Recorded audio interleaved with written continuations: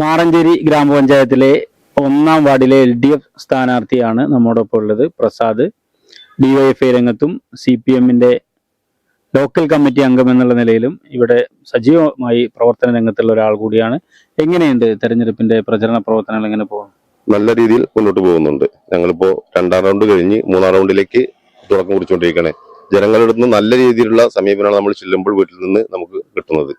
സ്നേഹപരമായ സമീപനം കിട്ടുമ്പോൾ തന്നെ നമുക്ക് വീണ്ടും അവിടെ ആളുകളുടെ അടുത്ത് സ്നേഹപരമായ സ്വീകരണം കിട്ടുമ്പോൾ നമുക്ക് വളരെ സന്തോഷം തോന്നുന്നുണ്ട്.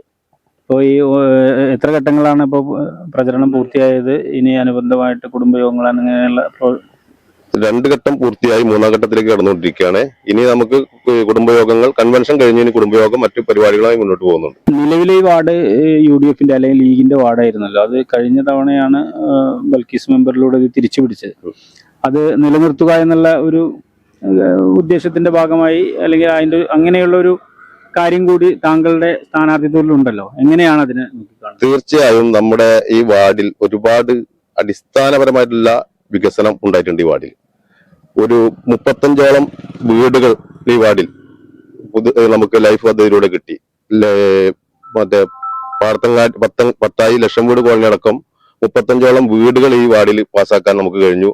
അതുപോലെ തന്നെ ഒരുപാട് കാലം കർഷകരുടെ ഒക്കെ ഒരു വളരെ പ്രയാസം, കൃഷി ചെയ്യുന്ന ആളുകൾക്ക് വളരെ പ്രയാസമായിരുന്ന ഈ തോടിലൂടെ പൊടിവെള്ളം കയറി പാടത്തേക്ക് പോയിരുന്നതാണ്. അങ്ങനെ 4 സ്ഥലങ്ങളിൽ, ഒന്ന് ചമ്മിൽ തോട്, ഒന്ന് പാടത്തങ്ങാടി, അറക്കൽ തോട്, പിന്നെ സുബ്രേട്ടന്റെ പീഡ പരിസരത്ത് ഒരു തോട്. ഈ 4 തോടുകളും സ്ഥിരമായിട്ട് പുളിവെള്ളം കയറുമ്പോൾ മണ്ണിട്ട് മൂടിയിരുന്ന ഒരു കാലമായിരുന്നു. ഇപ്പൊ അതിന് കറക്റ്റ് അതിന്റെ കാര്യങ്ങൾ ഇതാക്കി ബ്രിഡ്ജ് സ്ഥാപിച്ചു, ഷട്ട് സ്ഥാപിച്ചു. അത് ക്ലിയർ ആയിട്ടുള്ള ഒരു പരിഹാരം അതിനുണ്ടാക്കി 4 സ്ഥലങ്ങളിൽ. അത് കാരണം കൃഷിക്കാർക്ക് വളരെ ഉപകാരമായി. അതുപോലെ തന്നെ നമ്മുടെ ഒരുപാട് ഉൾഗ്രാമങ്ങളിലും ഉൾപ്രദേശങ്ങളിൽ റോഡ്, ചെറിയ പ്രദേശങ്ങളിൽ റോഡ് കോൺക്രീറ്റ് ചെയ്തു. അതുപോലെ തന്നെ വെള്ളക്കെട്ടുള്ള സ്ഥലങ്ങളിൽ അത് പരിഹരിക്കുന്നതിന് വേണ്ടി ഒരുപാട് നല്ല കാനകളും മറ്റു പദ്ധതികളും തയ്യാറാക്കി നല്ല രീതിയിലുള്ള ഒരു മാറ്റം ഉണ്ടാക്കാൻ സാധിച്ചിട്ടുണ്ട്.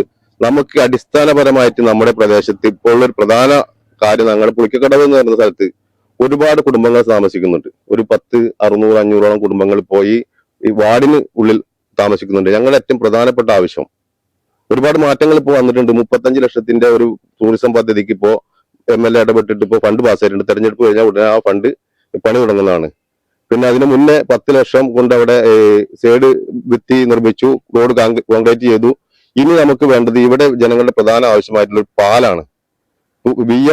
പുളിക്കാട് തൂക്കുപാലം നിലനിർത്തിക്കൊണ്ട് ഞങ്ങളുടെ ഇവിടെ ജനങ്ങൾക്ക് വേണ്ടിയിട്ട് ഒരു പുതിയ പാലം അവിടെ വരണം എന്നാണ് ഞങ്ങൾ ആഗ്രഹിക്കുന്നത്. അതിനുവേണ്ടി എല്ലാ രീതിയിലുള്ള ഇടപെടൽ നടത്തി ഇവിടെ ഒരു പാലം കൊണ്ടുവരുന്നതിന് പരമാവധി ശ്രമിക്കുക എന്നാണ് എനിക്ക് പറയാനുള്ളത്. ഇപ്പൊ താങ്കള് ഇപ്പൊ ഈ 1-ാം വാർഡിന്റെ ഒരു ജനപ്രതിനിധിയായി തെരഞ്ഞെടുക്കപ്പെടുകയാണല്ലോ. ഇപ്പൊ ഈ പാലം പറഞ്ഞു, അനുബന്ധമായിട്ടുള്ള വികസന പ്രവർത്തനങ്ങൾ എന്തൊക്കെയാണ് ഇവിടെ ഉദ്ദേശിക്കുന്ന ലക്ഷ്യം? നമ്മൾ ഈ പഞ്ചായത്തിൽ നിന്ന് ലഭിക്കേണ്ട ആനുകൂല്യങ്ങളും അതുപോലെ തന്നെ അർഹർക്ക് അത് എത്തിച്ചു കൊടുക്കുക എന്നതാണ്. നമുക്ക് ഏറ്റവും അടിത്തട്ടിൽ പ്രവർത്തിക്കുന്ന പഞ്ചായത്ത് മെമ്പർ, സാധാരണക്കാരായ ആളുകൾക്ക്, അതുപോലെ തന്നെ ഈ വാർഡിലെ മുഴുവൻ ആളുകളുടെ പ്രയാസത്തിലും സന്തോഷത്തിലും ദുഃഖത്തിലും ഞാൻ ഉണ്ടാവും എന്ന് മാത്രമേ എനിക്ക് അതിൽ പറയാനുള്ളത്. എല്ലാ കാര്യങ്ങളും അർഹരിലേക്ക് എത്തിപ്പെടും. അതുപോലെ തന്നെ ഞാനിപ്പോ പറഞ്ഞില്ല നമ്മളെ ഈ പാലത്തിന്റെ വിഷയം, അതുമായി ബന്ധപ്പെട്ട് ഏത് രീതിയിലും മന്ത്രിമാരെ അടക്കം സമീപിച്ച്, അത് MLA അങ്ങനെ എല്ലാവരെയും സമീപിച്ചുകൊണ്ട് അതിനൊരു തുടക്കം കുറിക്കാൻ സാധിക്കും എന്നാണ് എനിക്ക് പറയാനുള്ളത്. റിയൽ മീഡിയ, ഒരു ദേശത്തിന്റെ ശബ്ദം.